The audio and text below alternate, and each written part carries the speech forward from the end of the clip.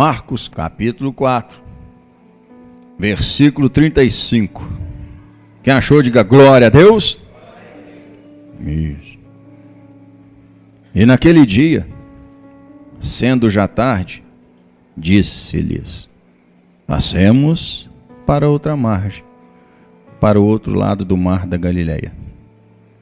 E eles, deixando a multidão, o levaram consigo, assim como estava no barco. E havia também com ele outros barquinhos. E levantou-se grande temporal de vento, e subiam as ondas por cima do barco, de maneira que já se enchia de quê? De água. Jesus disse: vamos para o outro lado do mar da Galileia. Temos um propósito para o outro lado. E quando eles foram, a Bíblia fala que formou-se forte vento, fortes ondas e uma forte tempestade. Você já parou para prestar atenção que toda vez que você toma uma decisão de se consertar com Deus e fazer o que é certo, vem tempestade, vem vento contrário, vem adversidade? Porque o diabo, filho, sempre que você propor no seu coração voltar a fazer o que é certo, voltar para os caminhos do Senhor, melhorar, crescer com Deus, ele vai se aproximar de você, filho. Quando ele está distante de você, é porque você está do jeito que lhe agrada. É porque você está de um jeito que não lhe oferece perigo, você está de um jeito que não vai atrair nada de Deus a seu favor.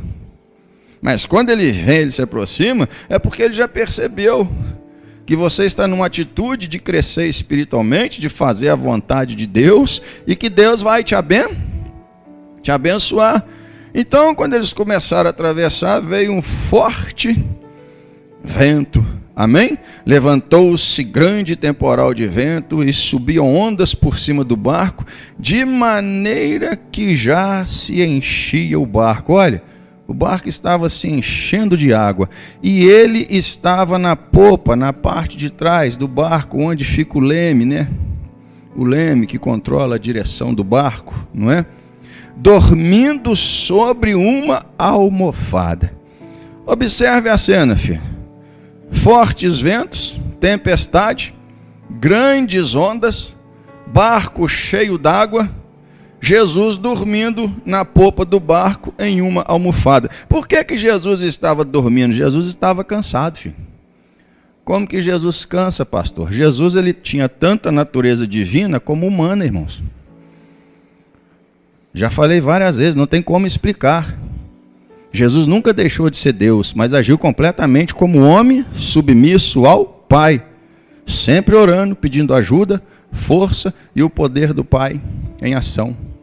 Então, aqui mostra que ele se cansava, ele como homem, em sua natureza humana, estava cansado. Jesus pregou o dia inteiro para a multidão começou a apertá-lo, ele foi afastando na beira da praia e precisou entrar em um barco. E naquele barco ele passou o dia pregando, e nesse mesmo barco ele falou: vamos para o lado de lá. Jesus, filho, não mede esforços para fazer a vontade do Pai. Ele não diz: vamos deixar para outro dia, eu estou cansado, amanhã nós vamos. Não, no mesmo horário, no mesmo barco, ele diz: vamos para o outro lado. E estava lá atrás dormindo porque estava cansado. E aí os discípulos olham para a tempestade, olham para o vento, as fortes ondas, o barco cheio d'água, olha para Jesus. É sempre assim, filho. As situações, as dificuldades e Jesus. Olhamos para as situações, para a dificuldade, para a adversidade, para o perigo e para Jesus. E para quem nós damos mais ênfase? Hein? Os discípulos deram mais ênfase para a tempestade, para o barco cheio d'água, para as fortes ondas, o vento arrebatando o barco. Porque se eles tivessem dado mais ênfase para Jesus, olhado para Jesus, dito: Jesus está conosco, teriam seguido em frente, com chuva, com tempestade, com fortes ventos. Jesus está aí, o barco está enchendo d'água, Jesus está aqui, filho. Diga glória a Deus. Você está entendendo? Por que entrar em pânico e desespero na tempestade? Afinal de contas, Jesus está no barco da sua vida ou não? Está ou não? Responda sim ou não. Então, para ele um barco cheio d'água afunda, filho? Com ele no barco? Com ele no barco o vento vai afundar, vai virar o barco? Com ele no barco a tempestade, as fortes ondas vai virar o barco? Não. Então para que se apavorar? Para que ficar em pânico? Se você sabe que Jesus está ali, na parte de trás do seu barco. Por que na parte de trás? Para mostrar que é onde se controla o barco, no controle do barco da sua vida. Então para que entrar em pânico e desespero? Jesus perde o controle? A tempestade é mais forte que ele alguma vez nessa vida? O vento alguma vez vai ser mais forte que ele? A dificuldade alguma vez vai ser mais forte que ele? Deus fala algo que eu não possa fazer? Há algo impossível para mim? Não, então por que frequentemente muitos focam na dificuldade, na tempestade, na chuva, ao invés de lembrar que Jesus está ali, filho?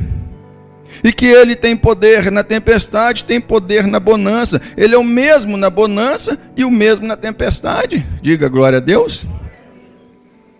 Deus nos prova, filho. Nós temos que aprender que Jesus está no comando, no controle da nossa vida. Então não importa o que aconteça. E os discípulos começaram a ter medo. Medo e fé. Medo é falta de fé, filho. Quem tem medo é porque não tem fé.